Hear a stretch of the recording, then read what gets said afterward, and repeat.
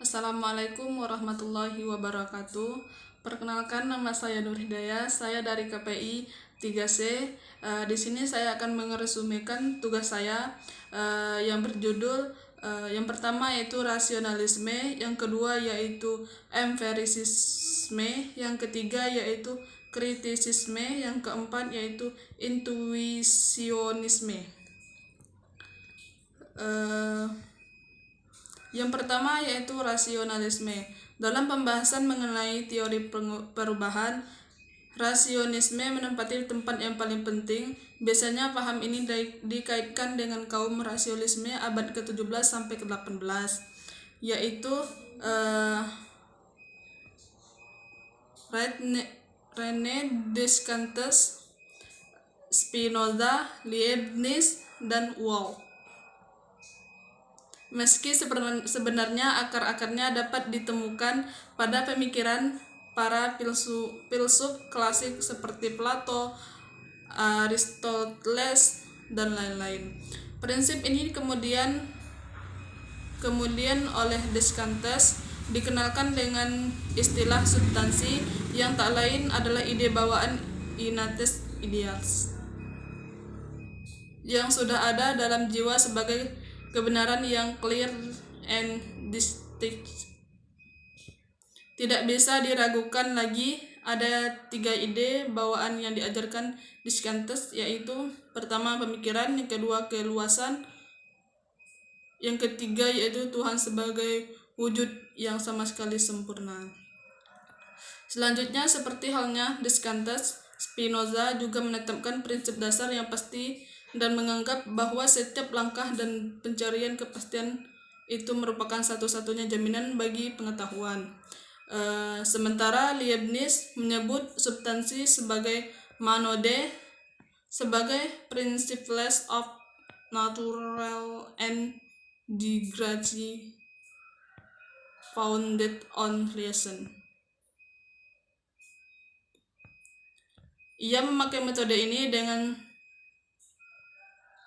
atom di sini tidak berbagai dalam ajaran Demokritos dan Epikuros seperti jiwa-jiwa, sehingga monade ini dimaksud dengan pusat-pusat kesadaran.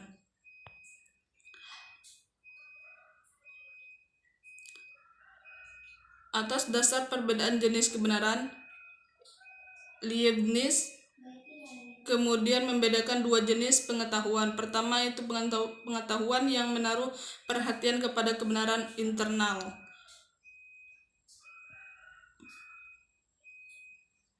Dalam hal ini kebenaran logis. Pengetahuan ini didasarkan pada prinsip identitas dan prinsip kontradiksi. Misalnya A adalah A dan selamanya A tidak pernah jadi selain non-A. Kedua, pengetahuan yang didasarkan pada observasi atau pengamatan. Hasilnya disebut kebenaran kontingen atau kebenaran fakta. Kebenaran fakta tidak ditentukan oleh proposisi yang self-evident, tetapi kebenarannya ditentukan oleh hubungan antara proposisi yang satu dengan proposisi yang lain. Jika pengetahuan jenis pertama berkaitan dengan penalaran yang bersifat anatif, maka pengetahuan jenis kedua ini bersifat sintesis dengan memakai prinsip alasan yang mencukupi. Selanjutnya yaitu Wolff membagi lapangan pengetahuan menjadi 3 bagian. Yang pertama itu kosmologi rasional, yang kedua itu psikologi rasional, yang ketiga yaitu teologi rasional. Selanjutnya yaitu empirisisme. Secara harfiah, istilah empirisisme berasal dari kata Yunani empiria yang berarti pengamanan. Aliran ini muncul di Inggris yang pada awalnya dipelopori oleh Francis Bacon pada tahun 1561 sampai 1626. Kemudian dilanjutkan oleh tokoh-tokoh pasca Descartes seperti Thomas Hobbes, John Locke, Berkeley, dan yang terpenting adalah David Hume. Selanjutnya yaitu kritisisme. Immanuel Kant adalah seorang filosof besar yang muncul pada pentas pemikiran filosofis zaman Outlarung Jerman menjelang akhir abad ke-18. Ia lahir di Königsberg, sebuah kota kecil di Prusia Timur pada tanggal 22 April 1724. Selanjutnya yaitu intuisionisme, yaitu melengkapi pemikiran-pemikiran di atas. Pada aliran ini juga tidak sedikit pengikutnya termasuk sampai saat ini, yaitu intuisionisme.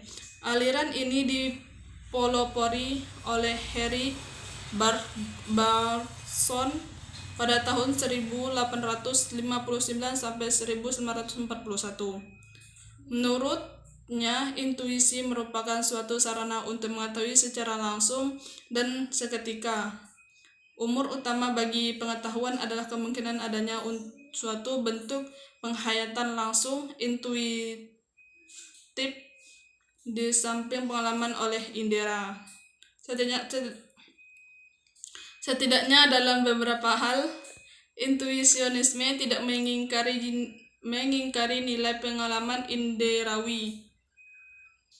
Kendati diakui bahwa pengetahuan yang sempurna adalah diperoleh melalui intuisi.